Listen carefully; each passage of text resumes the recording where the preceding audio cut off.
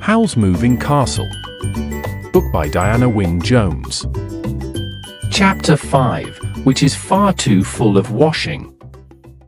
The only thing to do, Sophie decided, was to show Howl that she was an excellent cleaning lady, a real treasure. She tied an old rag round her wispy white hair, she rolled the sleeves up her skinny old arms, and wrapped an old tablecloth from the broom cupboard round her as an apron. It was rather a relief to think there were only 4 rooms to clean instead of a whole castle. She grabbed up a bucket and besom and got to work. "What are you doing?" cried Michael and Calcifer in a horrified chorus. "Cleaning up," Sophie replied firmly. "The place is a disgrace." Calcifer said, "It doesn't need it," and Michael muttered, "Howl will kick you out." But Sophie ignored them both. Dust flew in clouds. In the midst of it there came another set of thumps at the door. Calcifer blazed up, calling, "Port Haven door!" and gave a great, sizzling sneeze which shot purple sparks through the dust clouds. Michael left the workbench and went to the door. Sophie peered through the dust she was raising and saw that this time Michael turned the square knob over the door so that the side with a blue blob of paint on it was downward. Then he opened the door on the street you saw out of the window. A small girl stood there. "Please, Mr. Fisher," she said, "I've come for that spell for me mum." "Safety spell for your dad's boat, wasn't it?" Michael said. "Won't be a moment." He went back to the bench and measured powder from a jar from the shelves into a square of paper.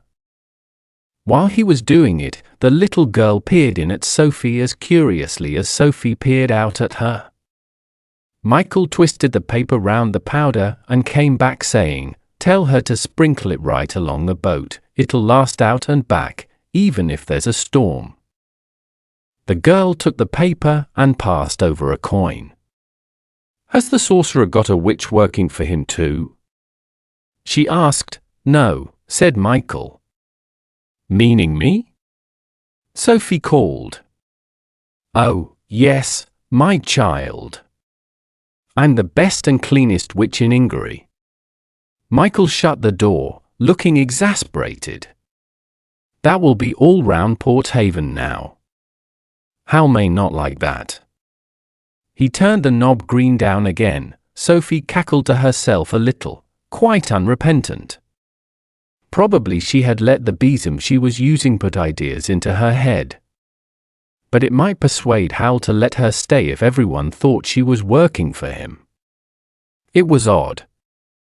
As a girl, Sophie would have shriveled with embarrassment at the way she was behaving. As an old woman, she did not mind what she did or said. She found that a great relief. She went nosily over as Michael lifted up a stone in the hearth and hid the little girl's coin under it. "What are you doing?" "Calcifer and I tried to keep a store of money," Michael said rather guiltily. "Howl spends every penny we've got if we don't."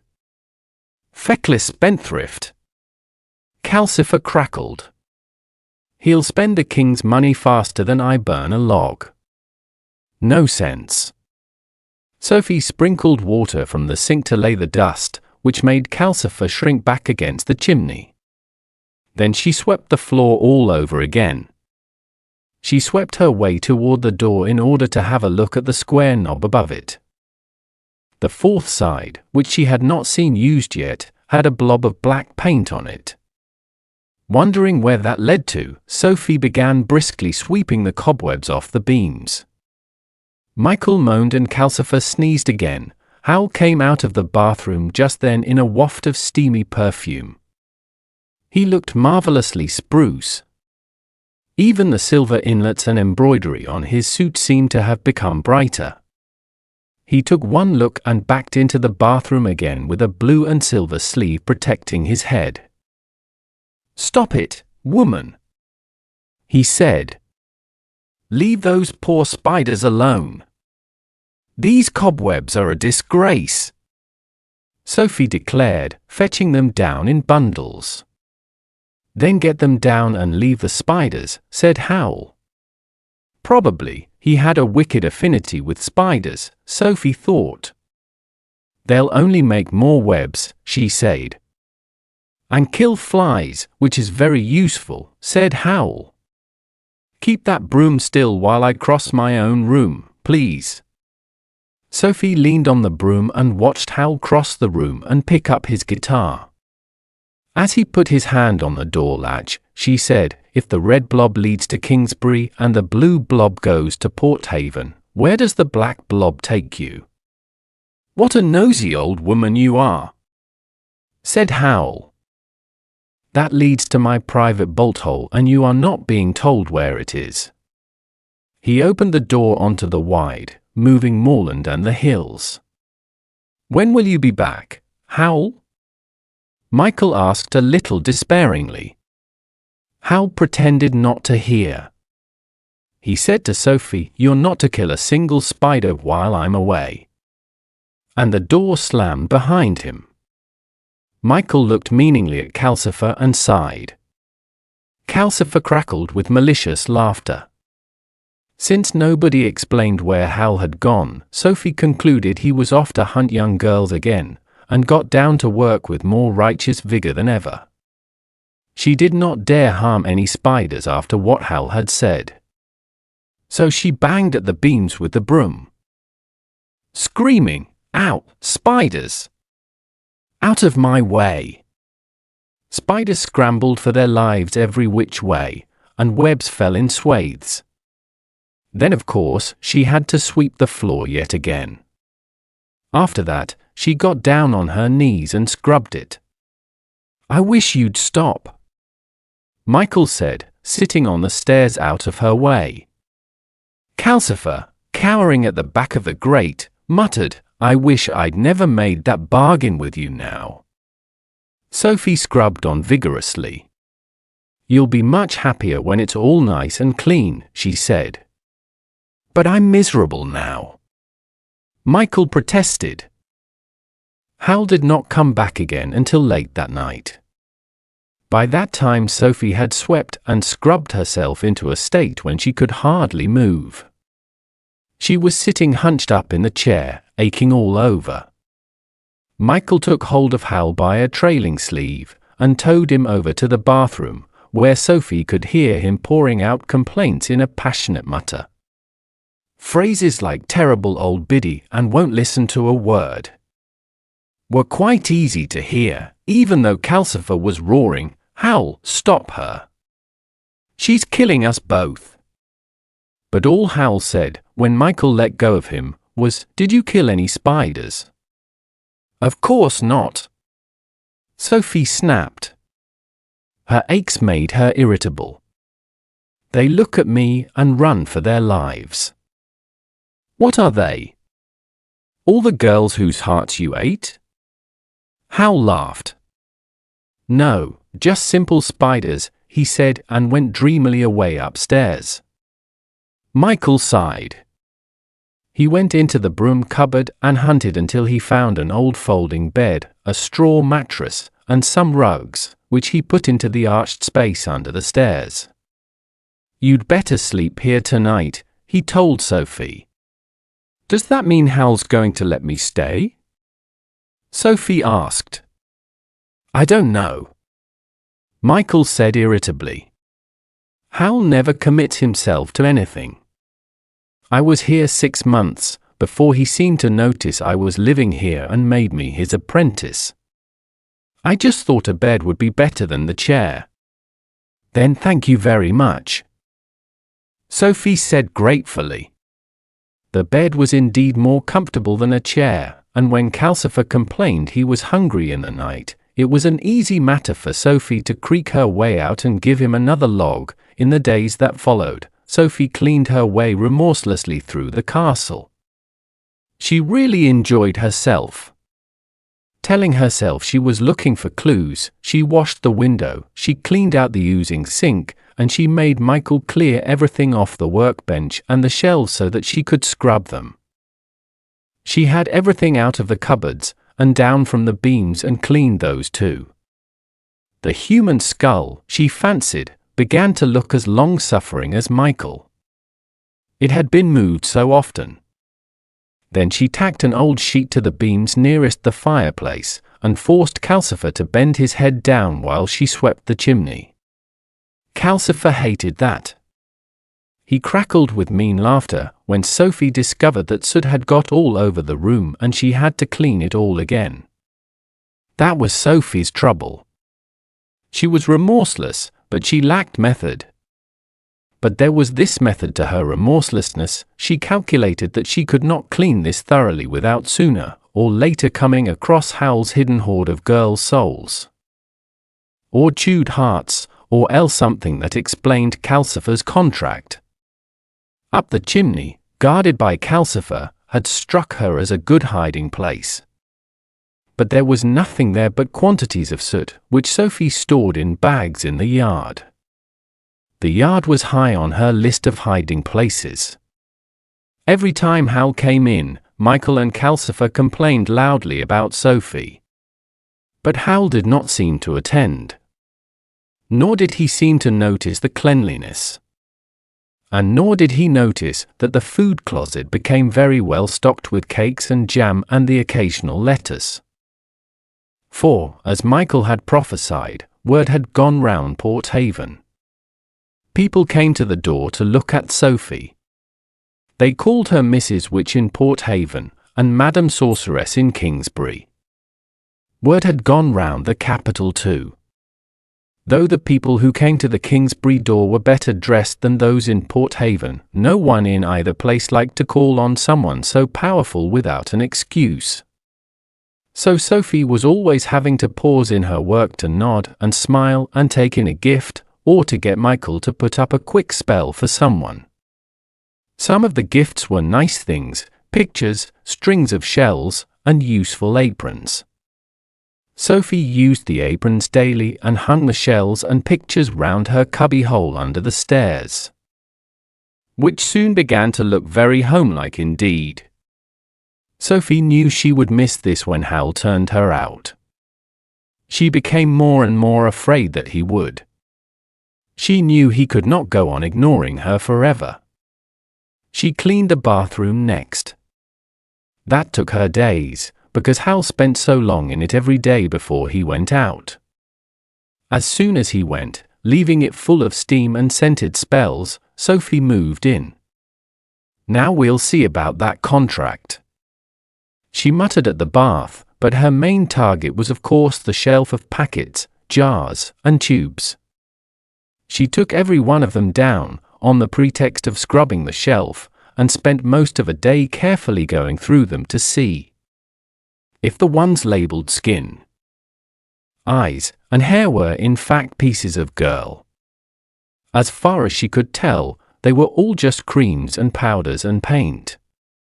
If they once had been girls, then Sophie thought Howl had used the tube for decay on them, and rotted them down the wash basin too thoroughly to recall.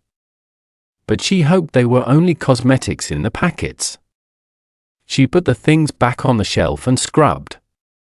That night, as she sat aching in the chair, Calcifer grumbled that he had drained one hot spring dry for her.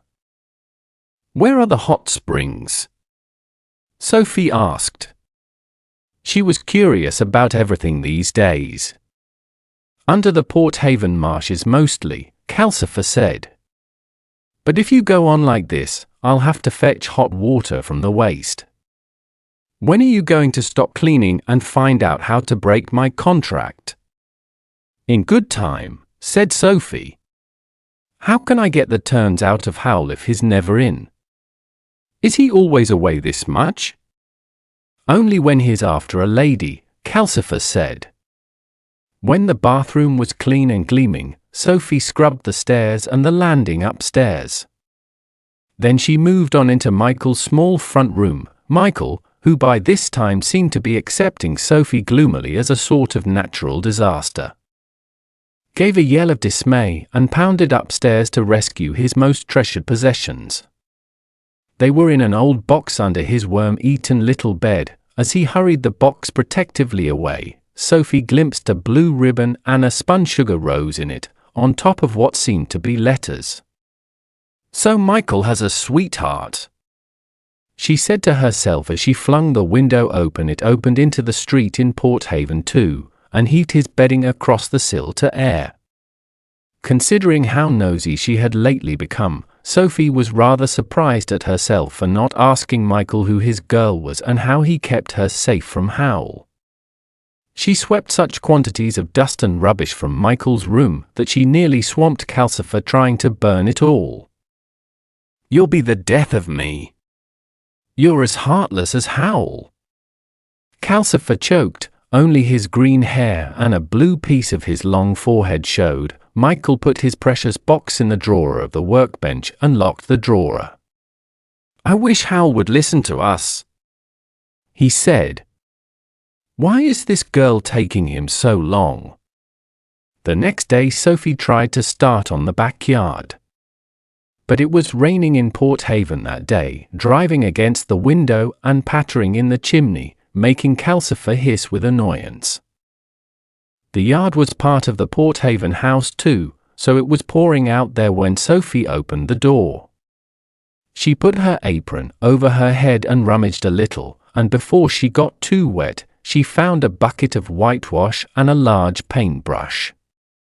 She took these indoors and set to work on the walls. She found an old stepladder in the broom cupboard, and she whitewashed the ceiling between the beams too. It rained for the next 2 days in Port Haven, though when Hal opened the door with the knob green blob down and stepped out onto the hill, the weather there was sunny, with big cloud shadows racing over the heather faster than the castle could move. Sophie whitewashed her cubbyhole, the stairs, the landing, and Michael's room. "What's happened in here?" Hal asked when he came in on the 3rd day. "It seems much lighter." "Sophie," Michael said in a voice of doom. "I should have guessed," Hal said as he disappeared into the bathroom. He noticed. Michael whispered to Calcifer, "The girl must be giving in at last." It was still drizzling in Port Haven the next day. Sophie tied on her headcloth, rolled up her sleeves, and girded on her apron. She collected her besom, her bucket, and her soap, and as soon as Howl was out of the door, she set off like an elderly avenging angel to clean Howl's bedroom. She had left that until last for fear of what she would find. She had not even dared peep into it. And that was silly, she thought as she hobbled up the stairs. By now it was clear that Calcifer did all the strong magic in the castle and Michael did all the hack work, while Howl gadded off catching girls, and exploiting the other two just as Fanny had exploited her. Sophie had never found Howl particularly frightening. Now she felt nothing but contempt. She arrived on the landing and found Howl standing in the doorway of his bedroom. He was leaning lazily on one hand, completely blocking her way. "No you don't," he said quite pleasantly. "I want it dirty, thank you." Sophie gaped at him. "Where did you come from?" "I saw you go out." "I meant you to," said Howl. "You done your worst with Calcifer and poor Michael. It stood to reason you'd descend on me today. And whatever Calcifer told you, I am a wizard, you know. Didn't you think I could do magic?" This undermined all Sophie's assumptions. She would have died rather than admit it. "Everyone knows you're a wizard, young man," she said severely. "But that doesn't alter the fact that your castle is the dirtiest place I've ever been in." She looked into the room past Howl's dangling blue and silver sleeve. The carpet on the floor was littered like a bird's nest. She glimpsed peeling walls and a shelf full of books, some of them very queer-looking. There was no sign of a pile of gnawed hearts, but those were probably behind or under the huge four-poster bed. Its hangings were grey-white with dust and they prevented her from seeing what the window looked out onto. Hal swung his sleeve in front of her face. "Ah! Don't be nosy."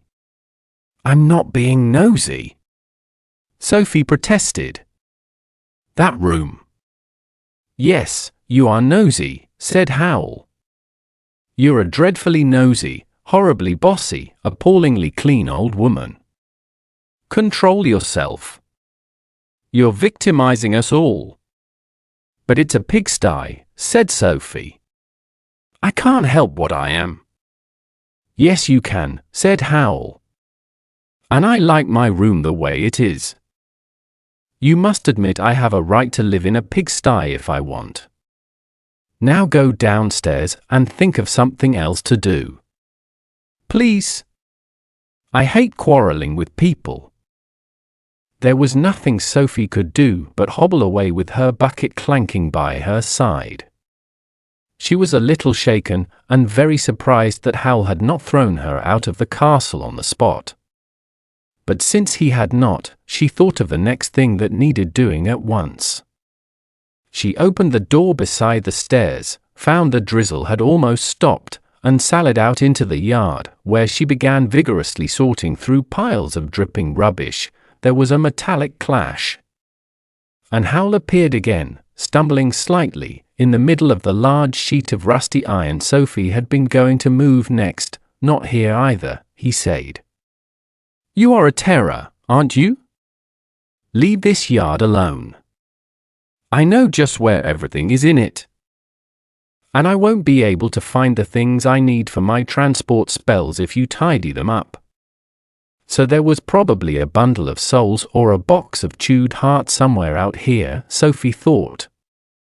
She felt really thwarted. "Tidying up is what I'm here for." She shouted at Howl. "Then you must think of a new meaning for your life," Howl said. For a moment it seemed as if he was going to lose his temper too.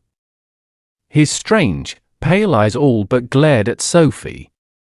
But he controlled himself and said, "Now trot along indoors, you overactive old thing, and find something else to play with before I get angry."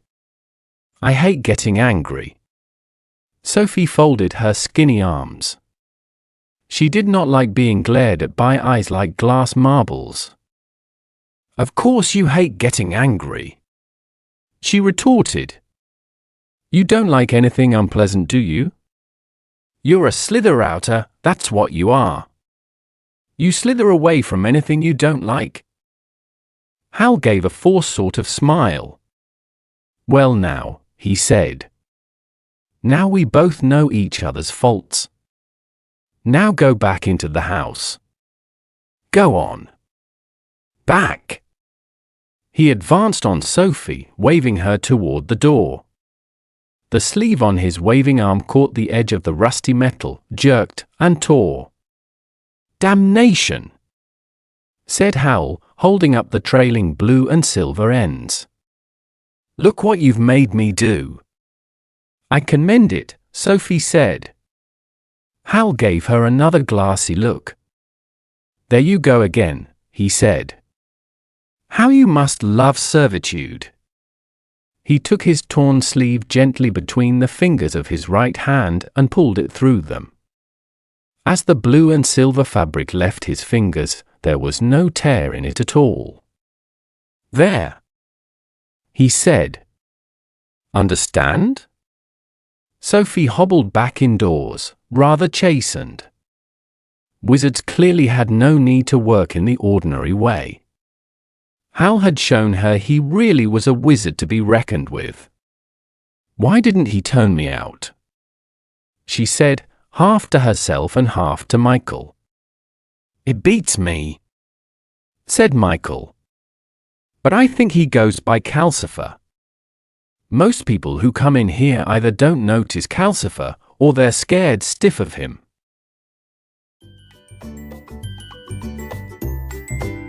End of chapter 5.